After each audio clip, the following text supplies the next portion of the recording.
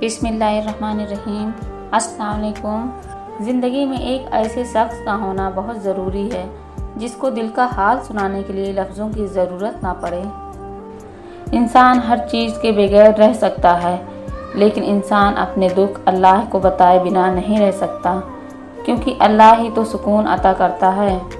अगर कोई औरत खुद तुम्हारी तरफ रुजू करती है तो फिर तुम पर फ़र्ज है कि उसकी खातिर मर जाओ, क्योंकि कोई औरत तब तक किसी मर्द में दिलचस्पी नहीं लेती जब तक वह मर्द उसकी नज़रों में दुनिया के तमाम मर्दों से अजीम ना हो।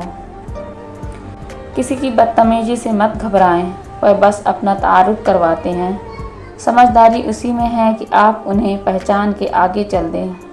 अपने खिलाफ बातें सुनकर हौसला ना हारो, शोर खिलाड़ी नहीं तमाशाई किया करते हैं। इंसान जब ज़िंदगी के इम्तिहानों में से गुज़र कर पत्थर हो जाता है तो कोई दिल दुखा भी दे तो बुरा नहीं लगता।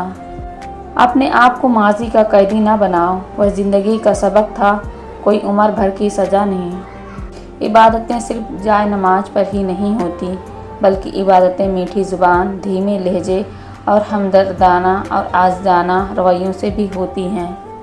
हर वह शख्स जो आपकी ज़िंदगी में कदम रखता है, उसके आने का कोई ना कोई सबब होता है।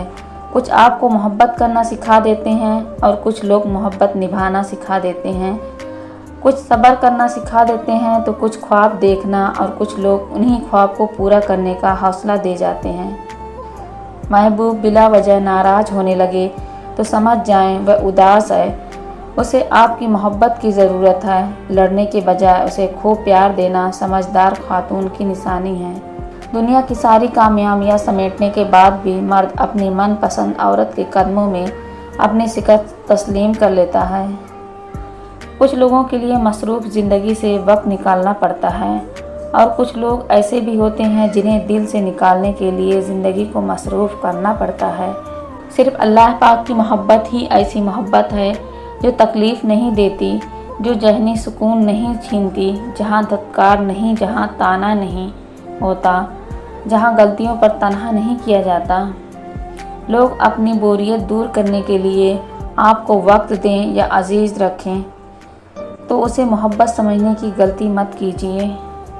रिश्ते एहसास से बनते हैं, रंग, नस्ल और चाल देखकर तो जानवर खरीदे जाते हैं।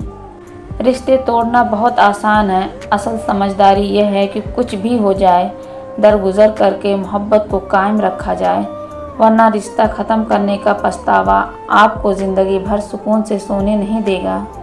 मर्द की खूबसूरती उसकी शक्ल में नहीं, उसके अल्फाज में होते हैं। अगर उसके अल्फाज बदसूरत हो जाएं तो अच्छा खासा मर्द बुरा लगने लगता है। नमाज को मोहब्बत समझ के अदा करोगे तो अल्लाह पाक अगली नमाज के लिए तुम्हें खुद खड़ा कर देगा। बेबसी की इंतहा होती है उस मकाम पर जहां लोग आपको धोखा देकर, आपका दिल तोड़कर, आपसे रिश्ते तोड़कर बहुत गुरूर में कहती हैं कि अल्लाह की मर्ज़ी थी। अगर कोई अहमियत देना छोड़ दे तो आप शिकायत करना छोड़ दें, खामोशी इख्तियार कर लें।